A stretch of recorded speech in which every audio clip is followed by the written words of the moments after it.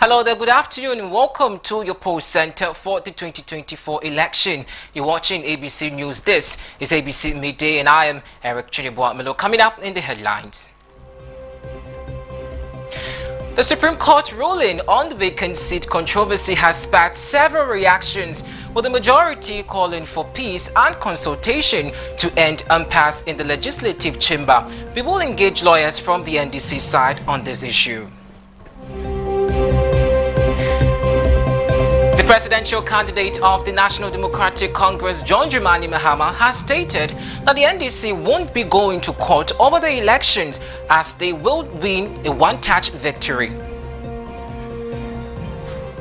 Still to come in the bulletin, the government of Ghana is set to launch a $227 million tree crop diversification project to promote crop production in the country. We will engage the Agric Ministry to get more on this project. Later in the world of business, the Bank of Ghana has suspended the foreign exchange trading license of the Consolidated Bank Ghana for 1 month over regulation breaches. Later on the international front, President-elect Donald Trump has appointed Elon Musk and Vivek to lead a new initiative aimed at improving government efficiency and reducing waste.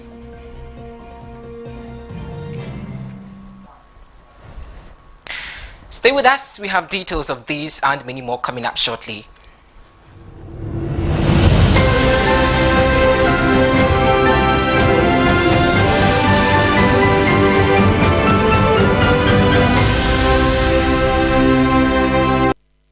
You're welcome to the program. You stream live on YouTube, ABC News GH. Do also follow us for more news as well. Visit our website, abcnewsgh.com. Let's begin with the first story, straight to the Parliament, where the majority in Parliament has called on the minority and members of the NDC caucus to agree to smoke a peace pipe and bring an end to the vacant seat impasse that has bedeviled Parliament. This follows the Supreme Court 5-2 ruling that overturned the Speaker's declaration of 4 seats vacant and giving back the majority position to the NPP caucus.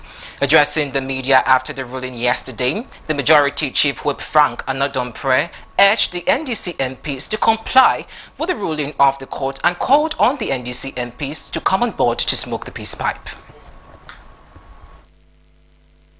Of November 2024. I think we have about 25 or 24 days to election. The judgment from the IPS court this morning, I take this opportunity to speak for and on behalf of the leadership of the majority caucus, as I should say. First of all, I want to commend our leader, Jonaba Fenyo Makin, for the leadership he played in all these buhaha, the entire majority caucus leadership, and of course the entire leadership of the caucus for their continuous prayer and support in this difficult time.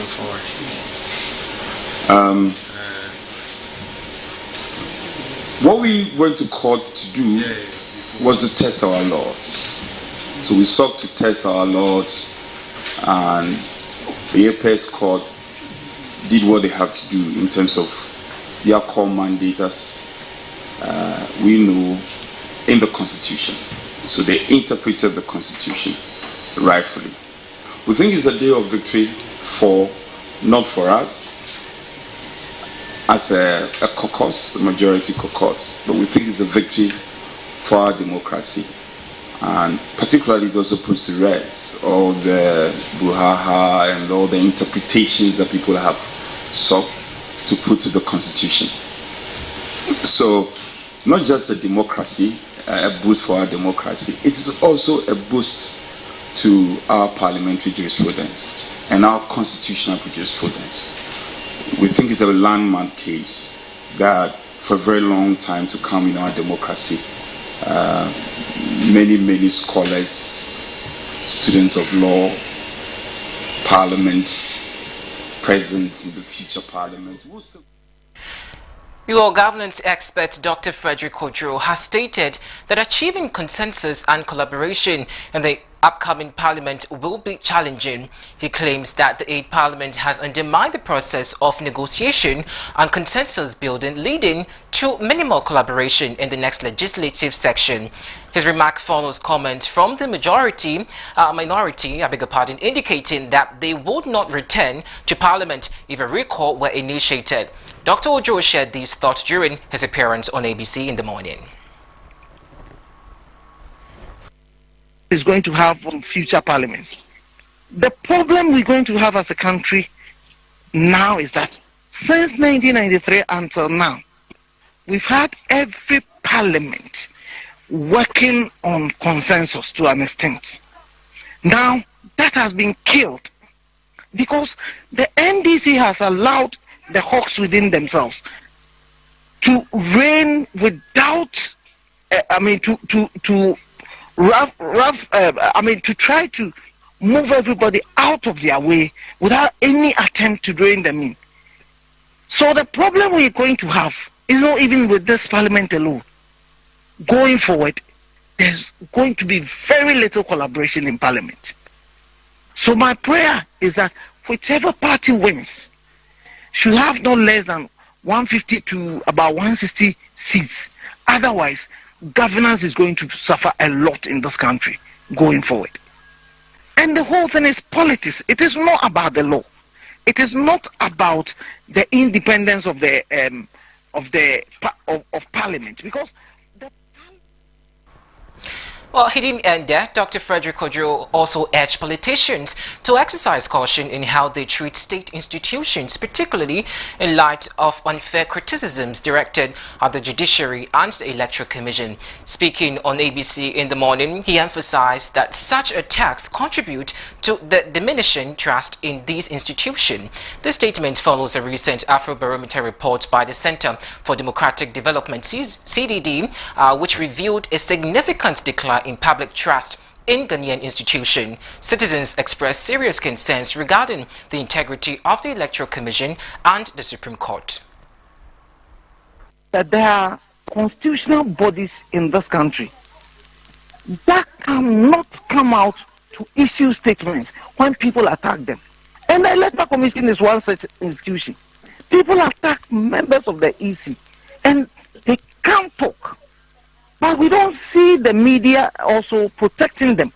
People come out to attack the members of the Supreme Court and judges for that matter. We had the current Dr. Atuke Forsen. He had a case in court. He moved up to the appeals court. The appeals court acquitted him. That time the court was good. But when the NDC loses a case, then the whole judiciary is against them. I think it's unfair. We shouldn't do that to ourselves. We are destroying state institutions.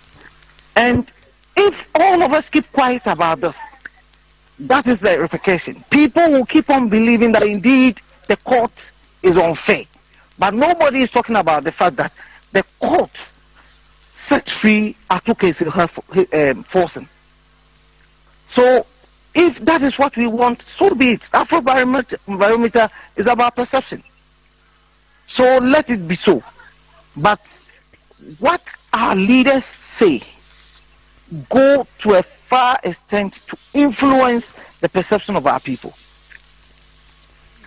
Let us remember that there are constitutional bodies in this country that cannot come out to issues. Well, let's do stay a bit long on this particular issue, obviously a very topical issue where constitutional lawyer Kwame Adolfo has also clarified that the calls for a review of Supreme Court's ruling on the vacant parliamentary seat will make no difference. This follows calls on the Speaker of Parliament, Alban Bagbin, to challenge the Supreme Court's ruling to overturn his decision to declare 4 parliamentary seats vacant. Speaking on ABC in the morning, the Supreme Court's final verdict brings finality to this controversy and should be complied with irrespective of the reservations involved parties may have. Joining us to have a conversation on this is Director of Conflict Resolution at the National Democratic Congress, lawyer Abraham Amaliba. Good afternoon, sir. Good afternoon. Good afternoon to your listeners. First of all, what's the position of the NDC on the Supreme Court's ruling yesterday? Well, it was expected, but that doesn't mean that it is the right decision. This is the wrong decision. In the interpretation of laws, you give words their ordinary meaning, and if those words lead to absurdity, then you can now bring in a secondary meaning. When you look at Article 97(1) G and H, does not need any interpretation at all. It is very clear, and nobody needed to interpret it. But the MPP, led by Afenyamarkin, managed to have a convoluted argument to say that there was an interpretation issue. But when you look at that provision, there's nowhere that is talking about future, in the future, or futuristic. It doesn't look into the future. But what law, the question is, what law will be criminalizing a conduct in future, but will not be criminalizing that same conduct presently? So, even though that's the decision of the Supreme Court, it's a wrong decision, but we will live with it. Lawyer, this was a 5-2 majority decision. Will you advise the Speaker's lawyers to be, by extension, the NDC caucus in Parliament to even seek review on this? And also, I just want to find out from you, why didn't the Speaker's lawyer, if you have any idea what happened, why did he also step in court yesterday? I can't tell. Probably, but they will be the right people to answer. Probably they were not happy with the way the sitting took place during the interlocutory injunction, so they were not happy with it. I can't tell, but there's nothing wrong. They are allowed to pull out, and there's nothing wrong. I heard the Attorney General trying to incite the Supreme Court against them, and you heard the response. The Supreme Court refused to oblige him. So there's nothing wrong. You can abandon your case, and that's what he did. Will he go for a review? 5-2. 5-2 is not difficult to overturn because you add 2 more judges, and if those 2 more judges come to add to the 2 who were on the side of the Speaker, it makes it 4. Then the lawyers would have to convince 1 from the 5 who previously voted in favor of Afenyamarkin. So it's possible it can be overturned. But if I am going for a review, or if I'm proposing for a review, I want a situation where the matter will be conclusively dealt with. So that in future, we don't have a Supreme Court again saying that we overturn the decision in a review because you didn't come for a review, but this person has come for a review. So, for the record, if the Speaker is going for a review, I only support him so that we can shut the door. And in future, if NDC MPs also do the same thing, the MPP cannot go and then say that they are seeking for review. And when it is granted at the review stage, then they will say, but you people didn't come for review. So I just want the door shut completely. And we now know that this is the position of the law.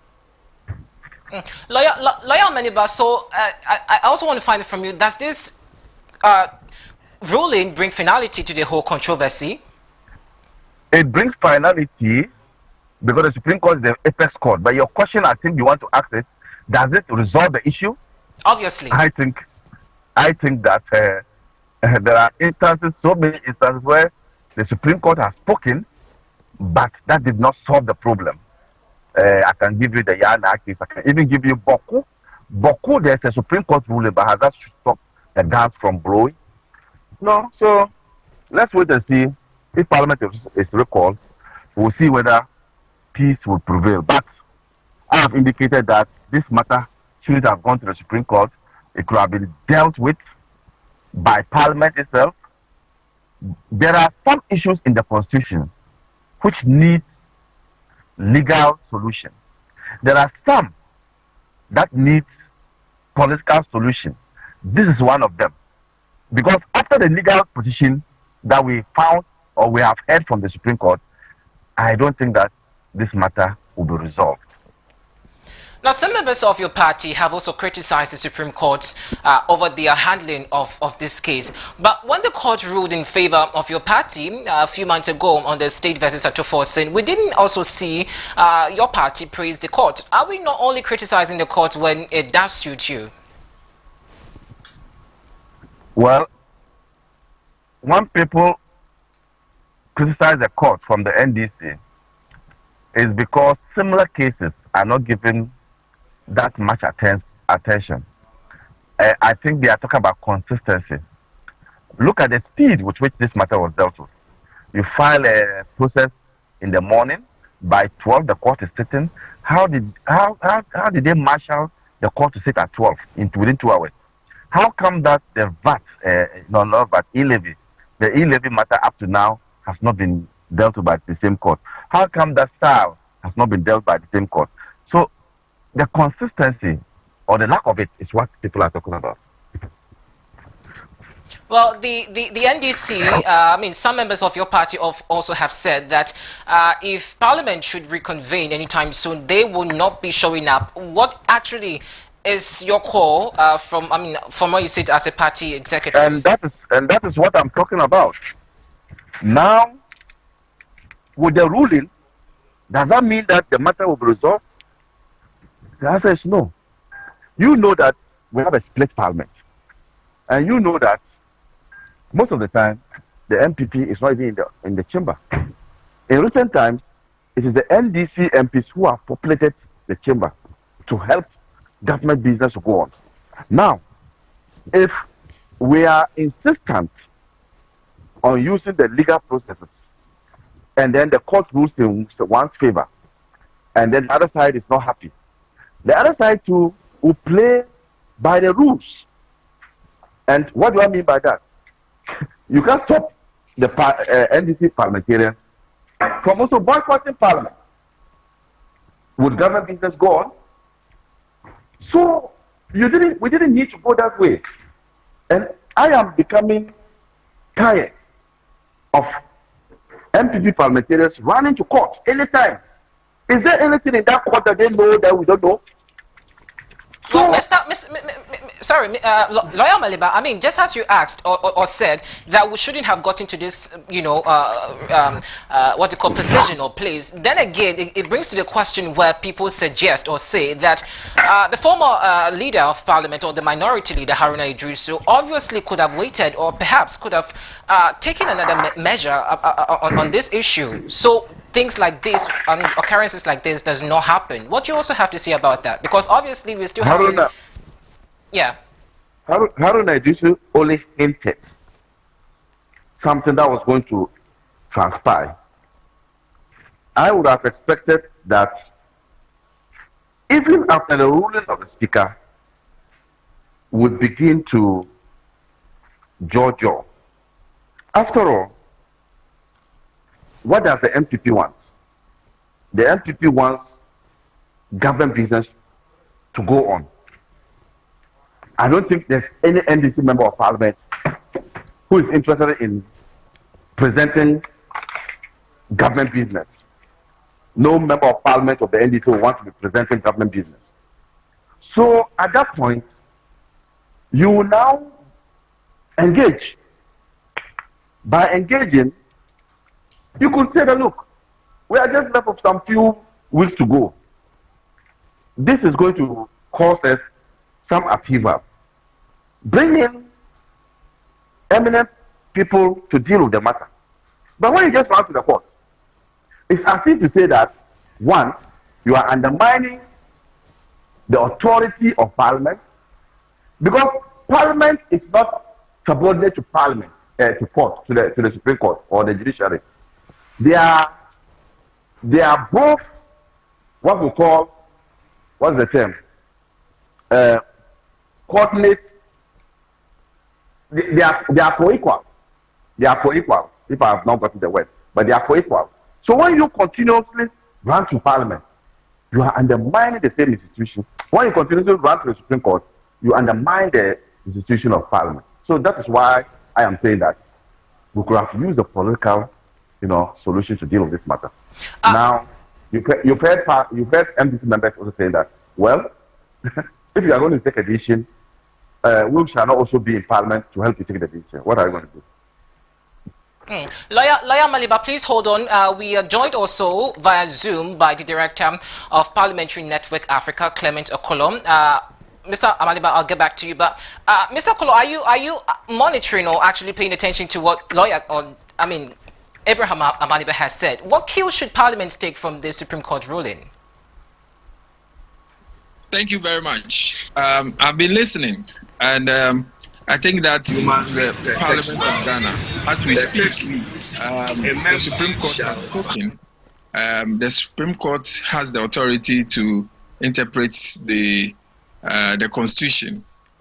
Until that is set aside, I think that we don't have much time. Parliament can go ahead and reconvene so that they will finish the work that they are supposed to do. We are talking in the interest of parliamentary work and also in the interest of the people of Ghana. It appears that the people of Ghana have been held to ransom about this disagreement among the two main political parties in Parliament. And we are not too comfortable with the dragging of issues in Parliament, which has rendered our Parliament a bit aback for some days now. You mentioned earlier that the Supreme Court ruling alone won't be enough. Now it's in. What exactly should be done in Parliament after this ruling? Yes, exactly what we have mentioned ahead, even of the Supreme Court ruling. We are saying that Mr. Speaker, being the most experienced of all the leaders in Parliament, should bring along both the majority leader and the minority leader, a position which he has held before, and he knows how exactly each of them feel in their shoes. Should bring them along, sit at the table, and be able to resolve this issue amicably. We know that some uncomfortable things have been said, some media engagement have been had, which has not been very complimentary of each other, especially not complimentary to the character of Mr. Speaker. But in this case, we are talking about a whole country, a whole parliament, a whole nation to run. So we are looking at putting aside personal interests and then now looking at the national interest so that we can quickly regroup, quickly resolve our differences and come back to the table for a discussion. And as we have said before, if internally they are unable to agree on matters, they should still extend an invitation to other bodies that can actually help resolve the issues. And we have mentioned the Council of State. We know we have a Council of Elders, that is of chiefs and religious bodies and all that, to get in and ensure that we have a functioning parliament. We know that the legal issues may not solve the challenges that we are having currently, because the legal issues are just one aspect of it.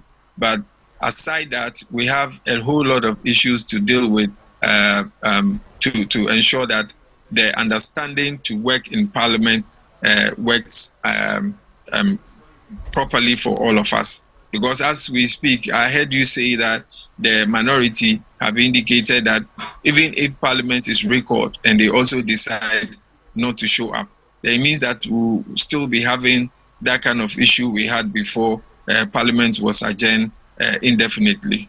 We don't think this is what we want to have until this parliament goes to an end. Mr. Maliba, let me come back to you on this issue. Finally, your final take. Let me just ask this question. So, what will be the next action if this whole impasse we're still witnessing does not end anytime soon? Bear in mind also that we just have some few weeks to the crucial election.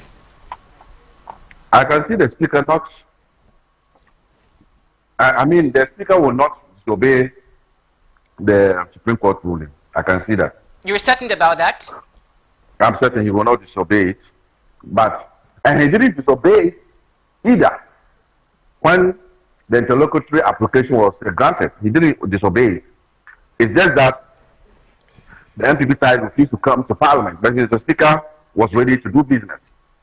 And I thought that they could have gone to Parliament and state their position and say that I want to sit over there, because that's where we always sit. And then that would have put the ball squarely in the hands of Mr. Speaker, and we'll see what he will do. But once you didn't appear, you couldn't have been outside and asking of your seat. You must get there.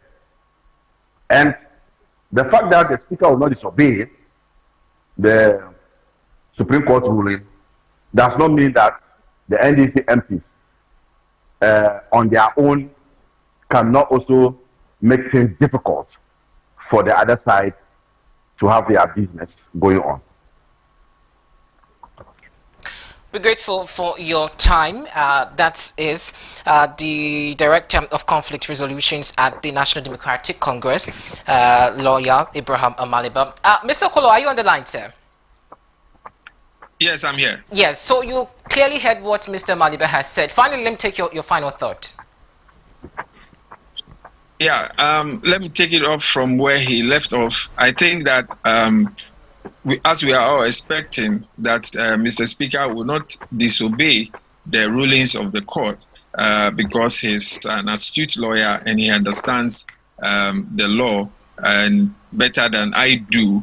And we are also taking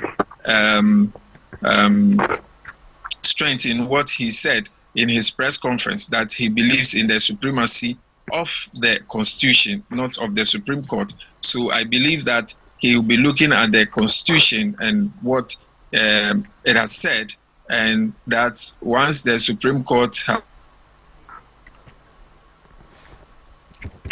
Hello, Mr. Okolo.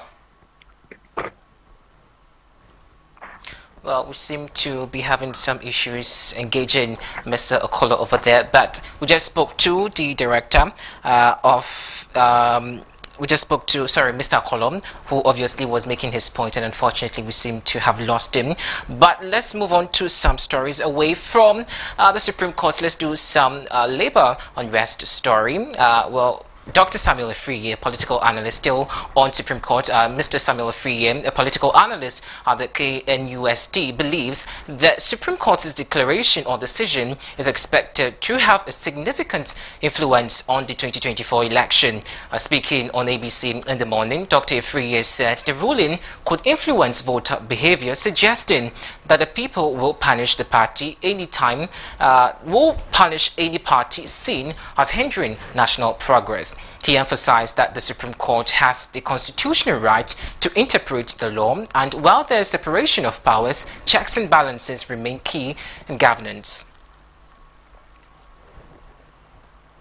Any party that tends to hinder the progress of the country, the people will punish you for that. Supreme Court has a right, is a constitution that has given them the role to interpret the Constitution. Parliament have their way of doing their work, that is to pass bills and to make laws. And so if you are doing something, and maybe it might be right tomorrow, but today somebody can go in for interpretation today and it might be wrong. So I believe that the Supreme Court has spoken, and I believe that again, Parliament, the Speaker. Well, away from the Supreme Court, now we can settle on some labor issues. The National Labour Commission has directed workers of the Ghana Highway Authority to suspend their ongoing strike action. The Ghana Highway Authority workers started indefinite strike action on Tuesday, November 12, 2024, in protest against the implementation of the National Road Authority Act 2024, Act 1118. The workers argued that the act, which seeks to merge the Ghana Highway Authority with the Department of Urban Roads and Department of Feeder Roads, would reduce the authority's autonomy and increase bureaucratic inefficiency.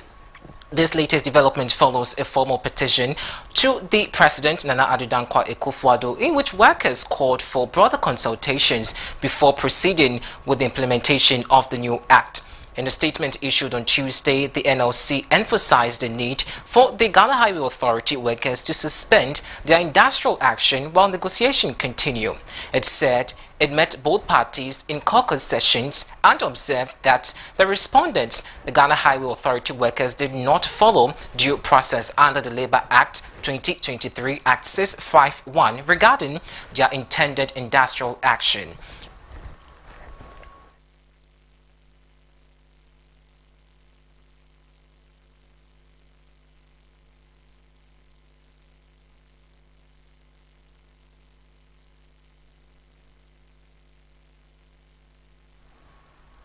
Well, from that, the government of Ghana, in partnership with the World Bank, will launch the Tree Crop Diversification Project on November 14, 2024 in Accra. The project, with a budget of $227.5 million US, including a $27.5 million US from the Cocoa Board, aims to strengthen the country's agricultural sector by diversifying tree crops, focusing on cocoa, cashew, coconut, and rubber production. The TCDP aims to address key challenges in the sector such as low productivity, child labor, and gender inequality. While promoting sustainable economic growth, the Ministry of Agriculture highlighted that the project will reshape Ghana's agricultural future for generations. The project will focus on two main strategies: that's improving cocoa and other tree crop productivity and enhancing market access and private sector competitiveness. It is organized into four key components: that is strengthening institutions, increasing productivity with climate resilient practices, and of course improving post-harvest management and implementing monitoring and evaluation system. The project will target 11 districts in 6 regions, including cocoa-producing areas in Western, North and East region, as well as cashew, coconut and rubber herbs in other regions. Now, the TCDP is expected to benefit over 52,777 farmers and create around 20,000 jobs, with a focus on empowering women and youth in agriculture sector.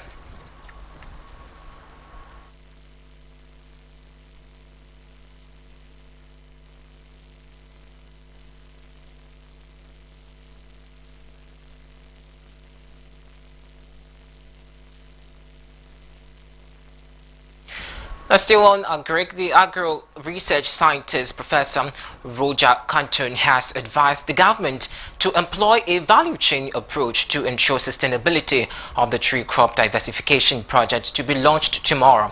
Speaking on ABC in the morning, Prof. Cantone said that broad stakeholder consultation will ensure a better implementation and greater yield of results. The government of Ghana, in partnership with the World Bank, is set to launch the Tree Crop Diversification Project on November 14, 2024 in Accra.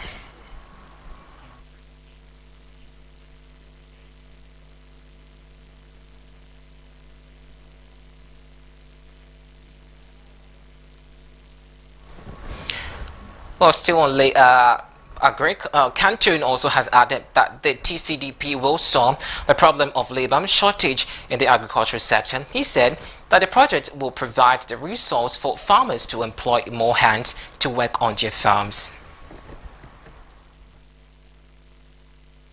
Some members of the Agric Ministry to actually have a better explanation to this conversation, but we seem to be having some issues on the lines. But as and when we do engage them, we will get them on the line to speak to.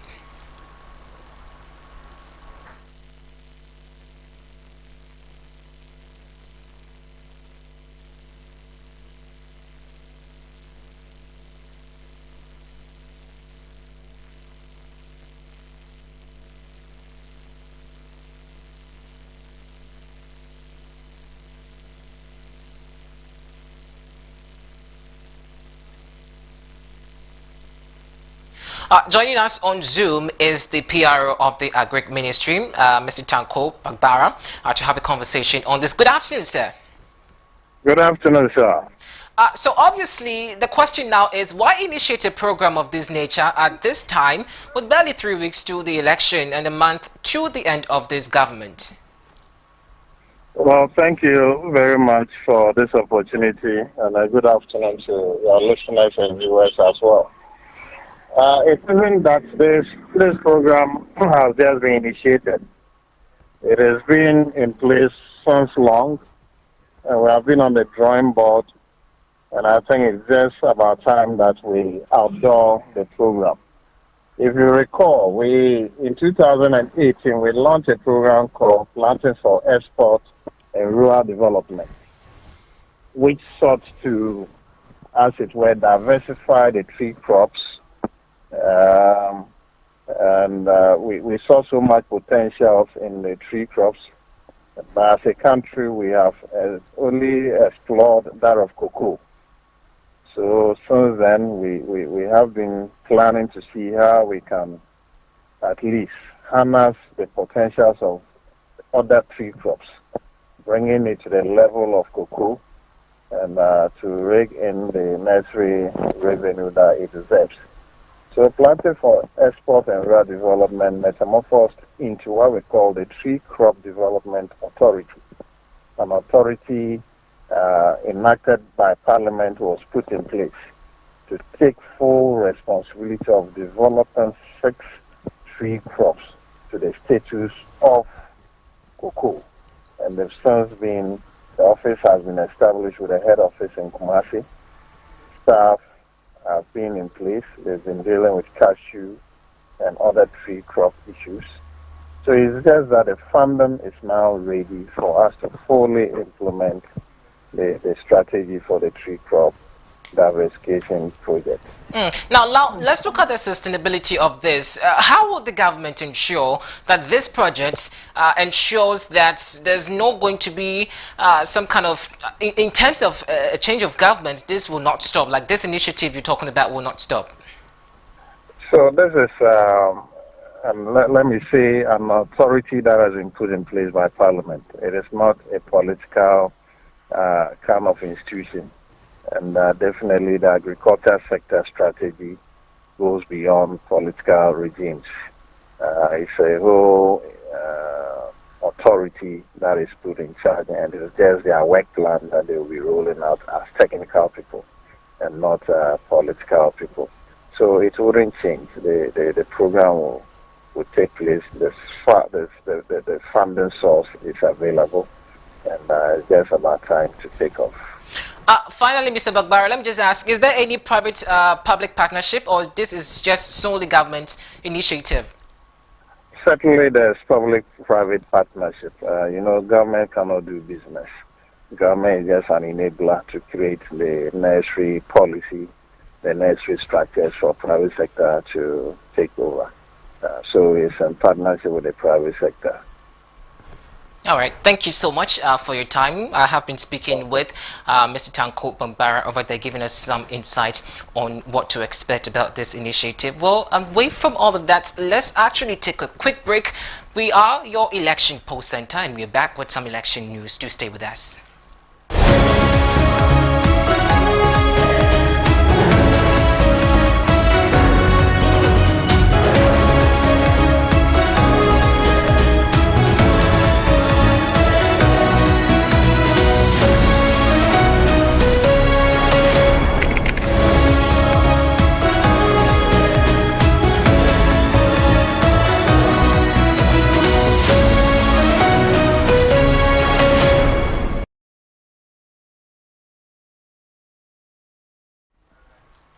Indeed, we are your election poll center, and here on ABC, our major campaign for the 2024 election is Vote and Not Violence.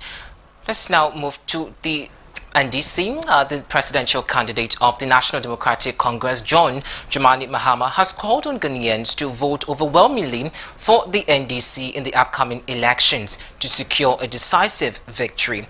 He urged supporters to turn out in large numbers to ensure a resounding win for the party, highlighting the importance of a strong mandate to bring about the changes they seek for the nation. Mahama emphasized that he emphasized the need for a vigilance at every stage of the electoral process to safeguard the integrity of the vote. He stated that all Ghanaian, especially NDC supporters, must remain alert and play an active role in protecting their ballot from any potential interferences. This, he suggests, is crucial to achieving a fair and accurate outcome. The former president linked the NDC's ongoing campaign to a communal labor, underscoring the collective effort required to secure victory.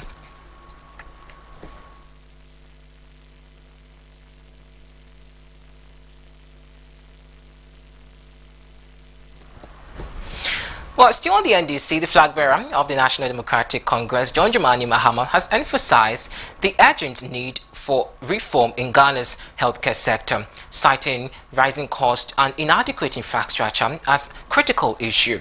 Speaking at the commissioning of a newly constructed maternity and children's ward in Bodom in Kranza North on Tuesday, November 12th, Mr. Mahama reaffirmed his commitment to implementing free primary healthcare for all Ghanaians. He stressed that accessible and affordable healthcare should be a priority, particularly for underserved communities.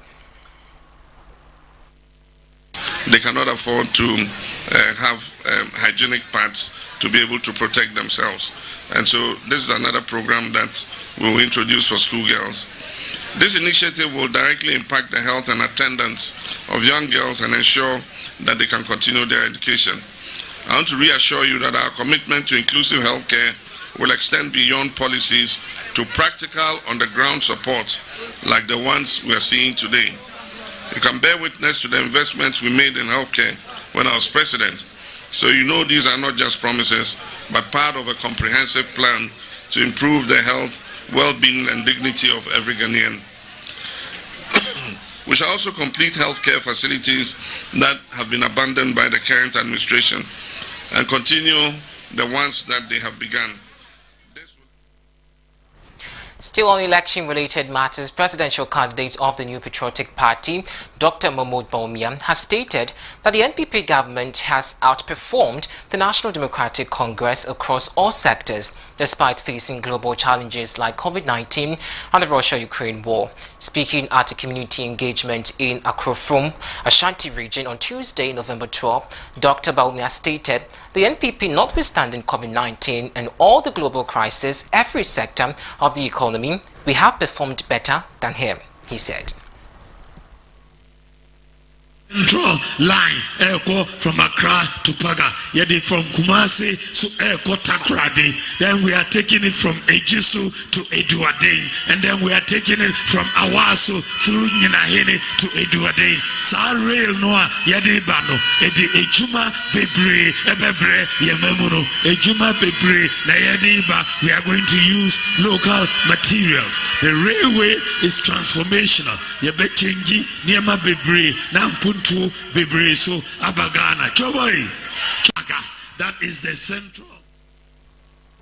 And our political analyst Dr. Samuel Ifriye has attributed the notable shift in the ideologies of political parties to the growing and dynamic socio-economic needs of the populace. Speaking on ABC in the morning, he noted that the complexities of modern-day economic challenges such as unemployment, cost of living and access to essential services often compel political parties to prioritize solutions that resonate with the immediate demand of the people. I think you mentioned some about health issues and other things that is making, I think that is making the MPP drift from the capitalist approach. I think that the dynamic or the way our system or the people even led to this, that is the situation on the ground, meaning that the needs of the people. Because if you are in government or you are a leader and you have a certain agenda, but the situation of the day would demand that you need to change your way of doing things, and that is what has led the MPP to change, because they realize that even though resources are supposed to be handled by individuals to manage, they realize that there are a certain group of people, the poverty level feed the needs of the people in terms of some social need. The private people cannot handle those things. So the government, that is the leader, or the government saw the need, realized the need that they have to look at it in terms of providing some of these social needs for the citizens. So that's all the policies. I think you mentioned some. Well, you heard Dr. Samuel Free over the political analyst with his interesting comment over there. But let's take a quick break. We're back with some more stories to stay.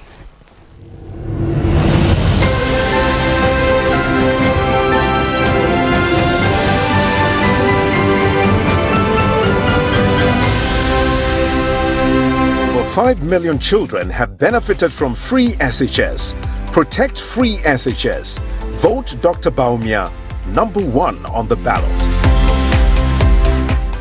Over 5 million children have benefited from free SHS. Protect free SHS. Vote Dr. Baumia #1 on the ballot. All be lie. Thank you, boss.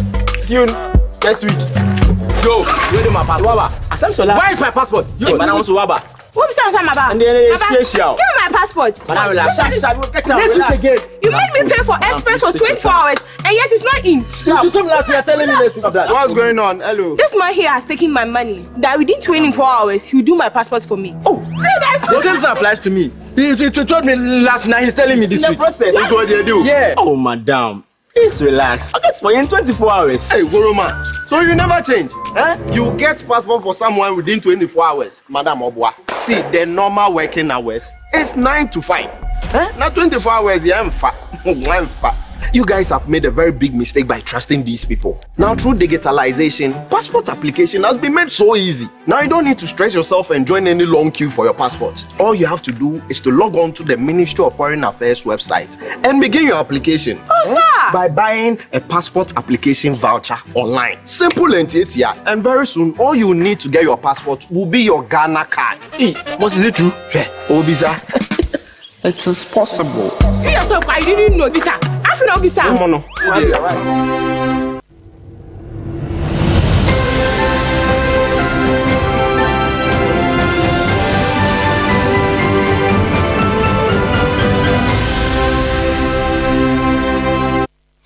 You're welcome back. Let's bring you some business after this.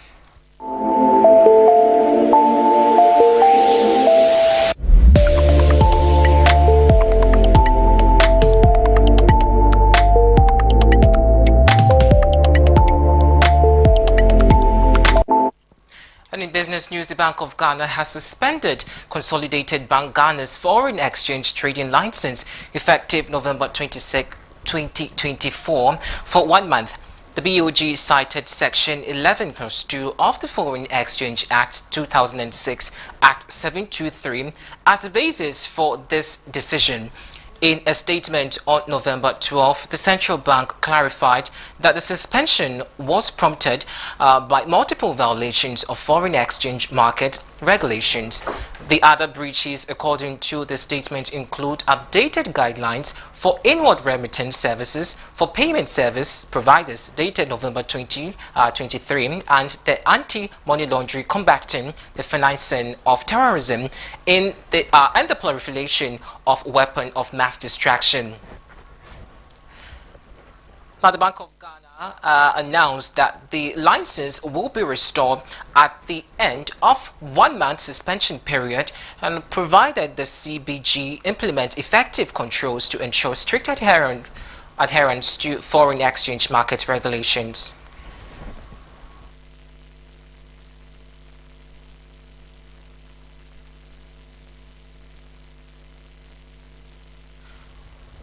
Well, away from business, let's do some more local stories. One of the most touching issue in every human life. The Member of Parliament for La Dadekotopon constituency, Rita Na Odole Soa, has stated that the next NDC government will ensure the completion and operationalization of the stalled construction of the General Hospital. Her assurance come amidst the increased frustration of residents over the prolonged delay in the reconstruction of the General Hospital. The residents bemoan their businesses have suffered due to the closure of the hospital, but a few days before the election, the residents have lost hope in the government's ability to rebuild the hospital.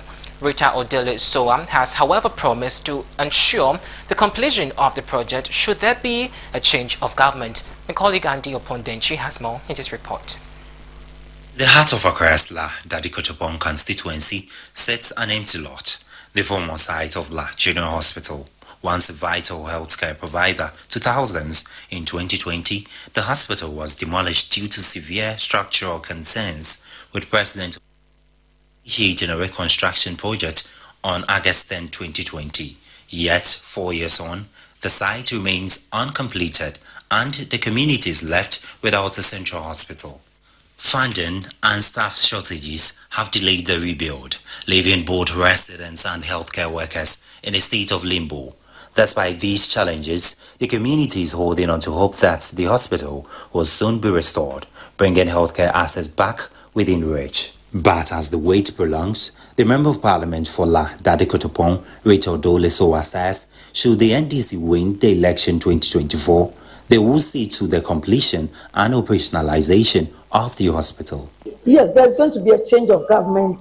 The good people of Ghana are tired of the MPP administration. They have lied to us severally, and the people of Ghana are going to vote for His Excellency John Dramani Mahama, and the people of Dadikotopon will vote for Rita Dole Soa. And His Excellency John Dramani Mahama, who has done it before, he knows the need for healthcare facilities. He has promised the good people of Dadikotopon, when he comes into power, it will be one of his prioritized projects to ensure that the hospital for the good people of Dadikotopon, which is the La General Hospital, will be completed in good time. She added that the government has shown less commitment to completing the project, bemoaning that the delay in completing the hospital has led to an increase in mortality within the constituency.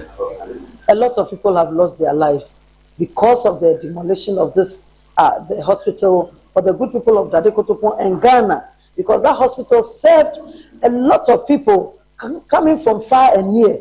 And so we have lost lives, and we have a polyclinic. The polyclinic used to work and close at 8 p.m. I went in there, I spoke with the administrator and the team, and I have supported them with some funds from my health fund. And now we have a maternity block. Residents say the delay in completion of the hospital has not only affected their access to healthcare, but has also taken a toll on their businesses, as hospital staff and visitors who used to purchase their product are no longer available.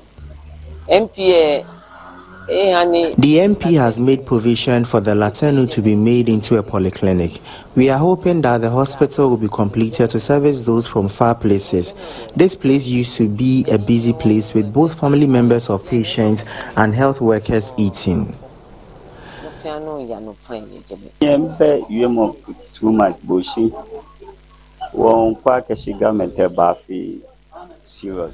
We are hoping that the government will complete the project. Moreover, the workers are not available to work.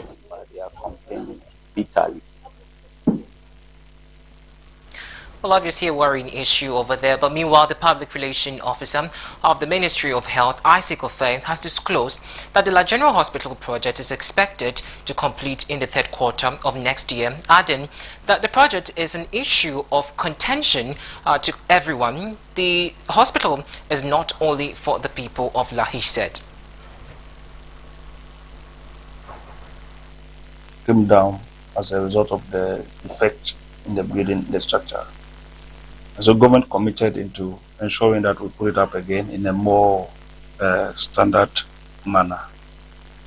Over the years, there have been a lot of challenges with the contractual agreements, which government resort into forming a new contract base. The timelines should be at least by the third quarter of next year. That project should be done. But you know, it has a lot of package in there. The residential bungalows for nurses and doctors, the other facilities that are added to the clinic itself, the hospital itself, and the attachment thereof. And so, even if people can go to the OPD today and access primary health care and all that, we cannot say that we have finished. We want to see the bungalows for the the residents, professionals who will be coming in there, the doctors, the nurses, and all those things attached to it. So even if the clinical aspect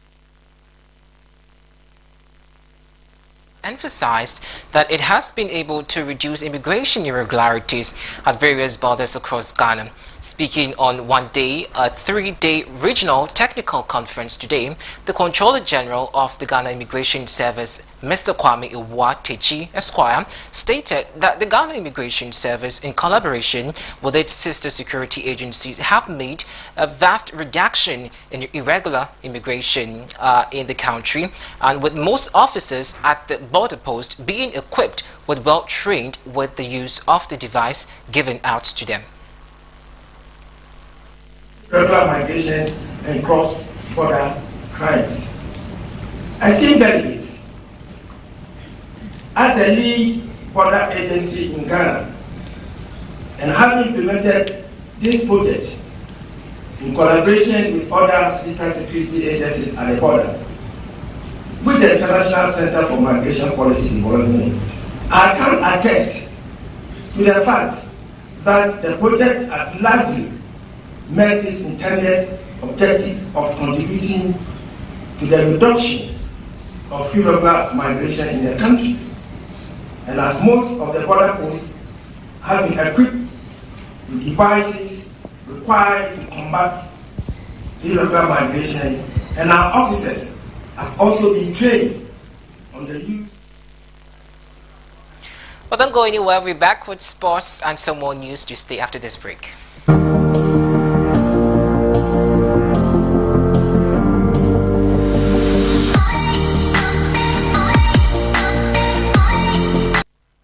And in sport, the Ghana League Club Association President Kojo Fiano has called on Ghana FA President Keto Kureku and his leadership team to resign if the Black Stars fail to qualify for the 2025 Africa Cup of Nations. The team faces likely elimination after 4 winless game with Sudan needing just 1 point more to qualify of Ghana. Now, Fiano criticized the FA's poor performance under Okureku, citing on unachievement, including early AFCON exits and high turnover in coaching. He emphasized that continued failure, despite significant investment, reflects poorly on Ghanaian football.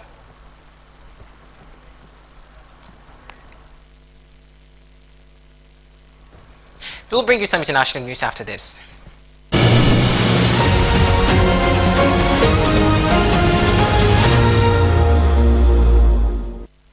On international news, President-elect Donald Trump has appointed Elon Musk, CEO of Tesla and SpaceX, and Vivek Ramaswamy, a former Republican presidential candidate, to lead a new initiative aimed at improving government efficiency and reducing waste. This entity, dubbed the Department of Government Efficiency, will operate outside the traditional government structure, providing advice and guidance on cutting spending and regulations. Musk and Ramaswamy may have been tasked with carrying out Trump's campaign promise to cut as many as 100,000 government positions. Now, Trump called it the Manhattan Project, a reference to the top secret the U.S. government's push to make the first atomic bomb during World War II.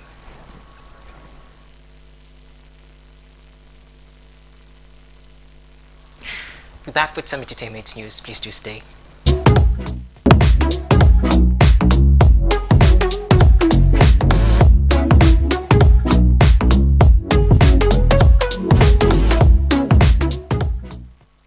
Entertainment Abeku Santana has criticized Dr. Baumia's music streaming app and other initiatives, saying they are of no benefit if only intended to deceive Ghanaians into thinking they are part of digitalization efforts. However, he believes that former President Mahama's plan to establish a TV channel will be more beneficial. biggest music destination in Africa is Nigeria. And you be a music streaming app ana mibusamo. But what is Nigeria for app will be a banya streaming you also a entro. Now say almost launch music streaming app a entro. Munti sa no mo ye Ghana Post app. Busa Uber driver and a Yango driver be say o use sa app na. Adia Google capture the whole world satellite. Adia Google map so you use. Sa na COVID by also my COVID app. Oh I no so my app. Oh I no we no mo de dada mo. Na mo so mo jedi. Na mo kobo mo sam e entro. Em ko ba bia enye hwe. Eti mamu Well, the question on the back of this, many people are asking, is the fact that if Nigeria